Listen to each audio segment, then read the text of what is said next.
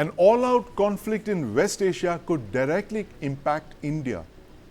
8.9 million Indians are employed in the Gulf. They send back $35 billion in remittances. India imports 35% of its oil from the Gulf, and 79% of its gas also come from the GCC country. This is worth $100 billion. A disruption of oil and gas or an increase in oil prices could impact India's economy. It's the world's fastest growing major economy.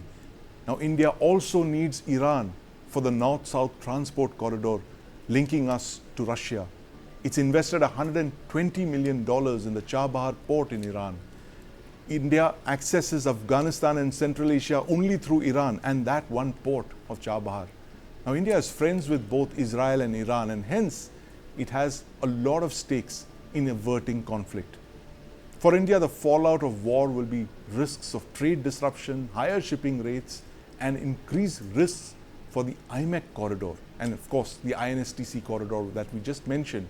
What can India do, and how will a direct Israel-Iran conflict affect India? Joining me to discuss this evening are Ambassador Jayant Dasgupta, former ambassador to the WTO, Dr. Faisal Ahmed, Professor of International Business, Ford School of Management and Trade and Geopolitical Expert, live from the UAE, and in the studio is my colleague Shweta Kothari. Welcome to the News9 Plus show. Shweta, just break down for us how the markets have reacted so far to the specter of a all-out war between Israel and Iran. Rather badly, and not just in India, but global markets, also Asian markets, really following what happened overnight in the US. Now, if you look at both Nifty and Sensex, which are about 2.1% down each, Nifty and Sensex, Nifty especially losing about 1,000 points, and its lowest since September of this year. So essentially, there is a direct impact on Indian markets, and we know for a fact now, Sandeep, that anything that happens globally, geopolitically, has worst sort of impact on the markets, because it's easy to spook markets, and markets clearly in India are spooked right now. But it's not just the markets, come to think of it. I think you mentioned a whole host of factors that will be impacted and have been impacted. I also want to take a minute to talk about crude oil prices. Absolutely. And we do know that the Middle East is the energy hub for the world. And India, particularly, as you rightly pointed out, exports a substantial amount of its oil needs from the oil-producing countries, the OPEC nations, which include Iran, Iraq, UAE, Saudi Arabia. And what we're looking at right now is, and I have some numbers here, crude oil on 1st of October was about $70 a barrel. On 3rd of October, it was about $75 a barrel. Now, it's way below its historical highs of about $100 a barrel, but this is still a substantial increase. Now, oil is usually imported into India as futures contract. So while there is no immediate upping in the oil prices, either petrol or diesel, but if this conflict were to continue or were to escalate, we're looking at higher oil prices as well. Higher oil prices, which could affect inflation and have an impact on the economy as well. But Dr. Faisal, you're in the UAE, you're literally in the eye of the storm there. Give us a sense of what you're feeling around you right now. How are the markets over there reacting? What are businesses saying in the UAE? Is there a possibility of an all-out conflict between Israel and Iran that could, engulf the entire region like it did in '91? I think in the UAE there are a lot of issues coming up, a lot of discussions which are going on about how this conflict is going to unfold. But at the moment, what we see that there is a lot of pessimism in the market as well. That if it escalates, and there are many probabilities and possibilities that is going to escalate in the near future. Because once this war has started, there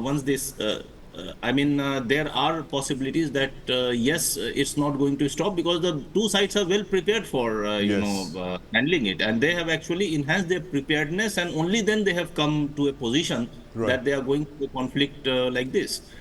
I think here a lot of things are going to, if you look at the general perception of people, for instance, they are now attuned that something wrong is going to happen.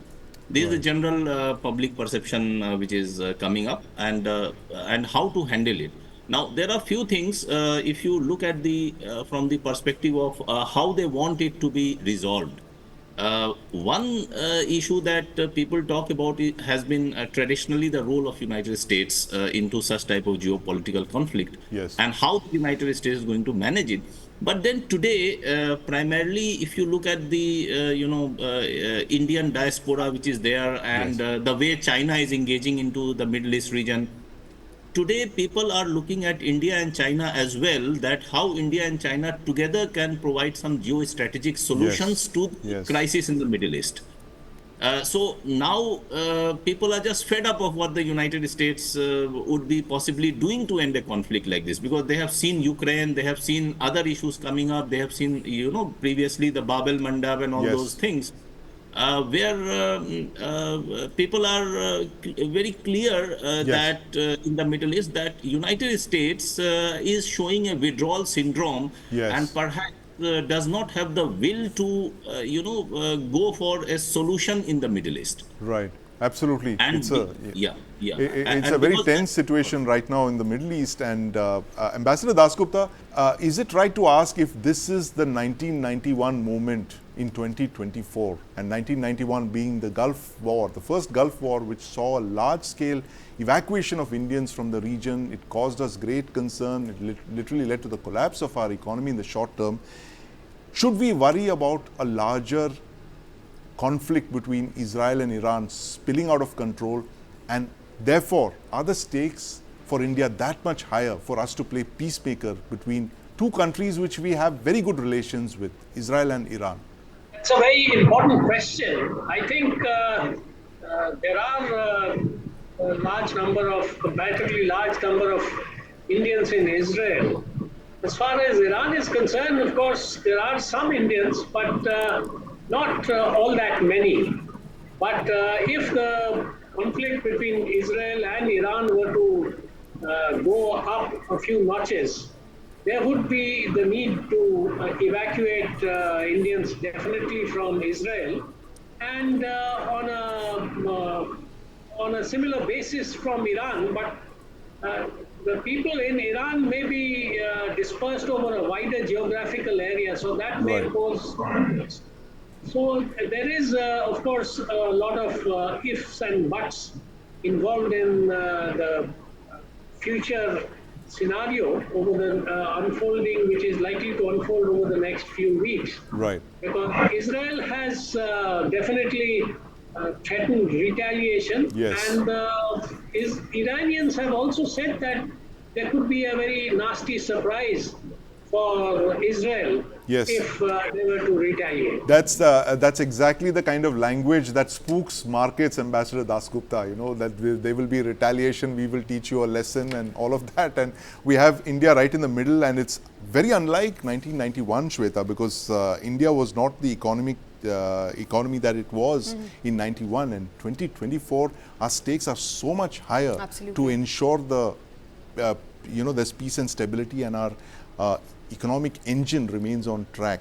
What is the government doing, in your view, to ensure that we are cushioned from all of these external shocks? So let me take you back to 2023, which is when we saw Suez Canal passage being attacked Yes. along the Red Sea corridor by Houthis rebel. And Houthis, as you rightly Yes. pointed out, they are a group that can do what they feel like. Yes. And if a situation of this kind actually happens, Suez Canal, which is literally responsible for 12% of the global trade worldwide, also impacts India in a big way. So what happens if the global supply chains as we have them today are impacted?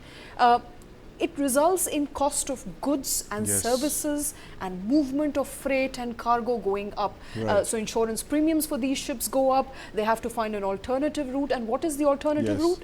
The Cape of Good Hope, which is Right. good 6,000 nautical miles, Yes. diversion from the trade route that India would like to take. So all in all, there is an economic impact not just on the exports but also Yes. on imports from India. So oil being one, but all of other goods and services and import and export balance goes awry. Right. And that doesn't work in favor of a country which is hoping to become an export nation, an export-driven nation. Yes. So all in all, I think the impact is going to be extremely large if this war were to escalate any further. But if history has any lessons from 1991 onward up until 2023, then I think India is now preparing for alternative supply chains. It is making more within its confines, its boundaries. So that is where Make in India program, and and that is going to give us kind of a cushion into building for India, making for India and India's own consumption. Some of it India can do. Yes. Others India can't, because remember, India imports at least 95% of its oil needs. It's a complete, and in which case we are totally importer. dependent on oil-producing countries. Absolutely. Dr. Faisal,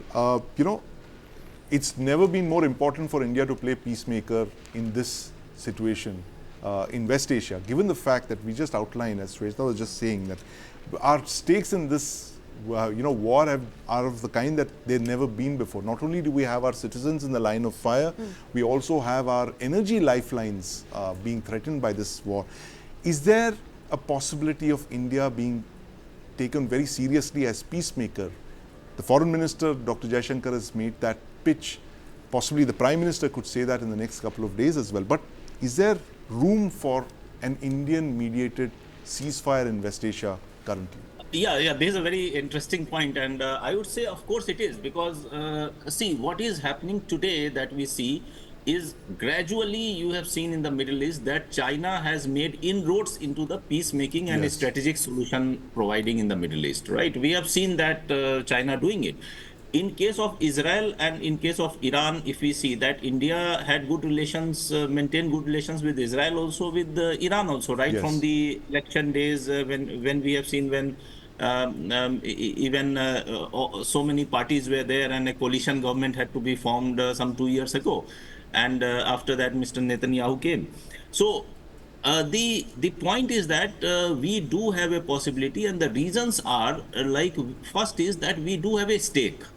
Because we have enormous stakes, in fact. Enormous stakes, enormous stakes. Because we have people who are already there. We have stakes which are already there. Just talk about few things like besides oil.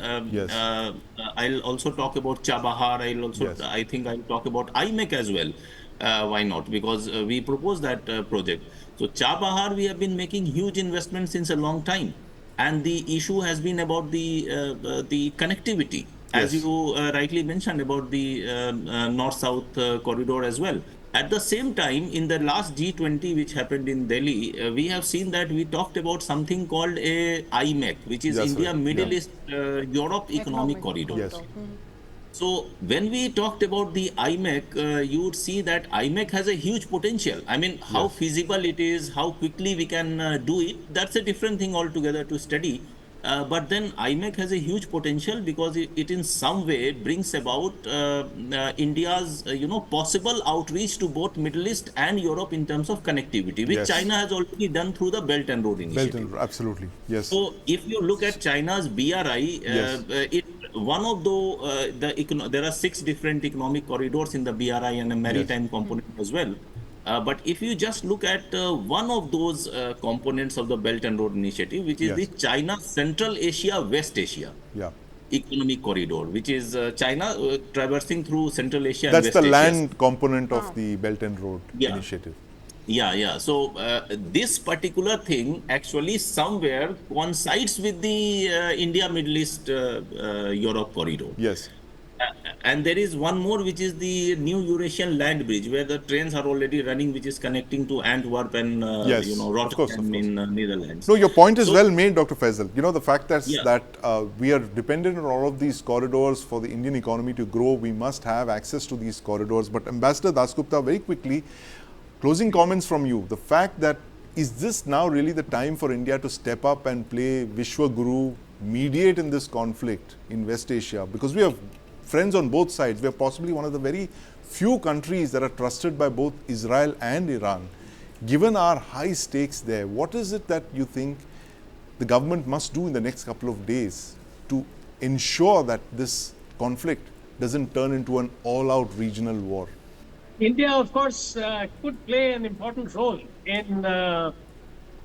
in bringing about kind of a rapprochement and negotiated, at least the beginning of negotiations. Yes. But the main role will have to be played by the US, because the Israelis are totally dependent on the US and to a certain extent on France. Right. And they keep consulting with both these countries.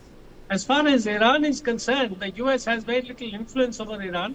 Yes. But the Russians and the Chinese do have growing influence over Iran, and growing, of course, collaboration on various matters, including military matters. Right. So it will need much more than what India can bring to the table. Absolutely. It will need the Russians, the Chinese, and the Americans to get together and stop escalation. First, the Yes. Israelis should not retaliate against the nuclear installations of Iran. Yes. Because the Iranians have been, using their nuclear installations to produce more enriched uranium. Yes. And of course, they have not tested any nuclear weapons so far. But Yes. technology having improved, it is not very difficult to have a dirty bomb at least. Yes. And they have the missiles, and some of the missiles from newspaper reports have indeed hit targets in Israel. Right. So it could lead to a huge conflagration.